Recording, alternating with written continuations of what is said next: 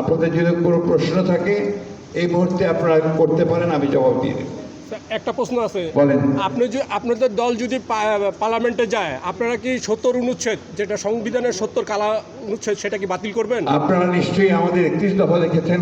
জি। সেই 31 দফায় আমরা অবশ্যই এই 70 অনুচ্ছেদ সংবিধান এটার যেটাকে আমরা বলি যে আপনার অ্যামেন্ডমেন্ট, জি। সেই অ্যামেন্ডমেন্ট করবো এবং সেখানে যে ধারাগুলো আছে সেই ধারাগুলো অ্যামেন্ডমেন্ট হবে এবং সংসদ সদস্যদের সকল স্বাধীনতা থাকবে, শুধুমাত্র দুটো তিনটে বাদ দিয়ে, অর্থাৎ রাষ্ট্রের সার্বভৌমত্ব, রাষ্ট্রের নিরাপত্তা, এই বিষয়গুলোতে আপনারা একমত হতে নাও পারি, কিন্তু তাতে করে আমরা দলের বিরুদ্ধে অবস্থান নেব না। বাকি সবগুলিতেই সদস্যদের স্বাধীনতা থাকবে, তারা কথা বলতে পারবে। এটা কি আপনার দল স্যার? এটা আমি বাংলা বাজার পত্রিকার সাংবাদিক, আমি বলছি এটাকে আপনার দলকে এটাকে গ্যারান্টি করতে, ইনশিওর করতেছে? 31 দফাতে ইনশিওর করেছি আমরা, 31 দফা জনগণের কাছে দিয়েছি। জি। শুধু আপনারা যে বিভ্রান্তি চালানোর কোনো চেষ্টা ঠিক হবে না।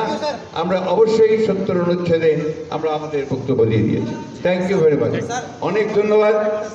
বলেন। গণভোটের ব্যাপারে আমাদের অবস্থান আপনারা জানেন। আমরা যে আমাদের যে কমিশন, সংস্কার কমিশনে আমরা বলেছি যে একদিনেই যে নির্বাচন হবে সেই দিনেই আমরা এই গণভোটের প্রস্তাবে রাজি হয়েছি। অর্থাৎ যে বিষয়গুলোতে আমরা একমত হয়েছি সেই বিষয়গুলো নিয়ে আমরা গণভোটে জনগণের কাছে যেতে পারি। ধন্যবাদ।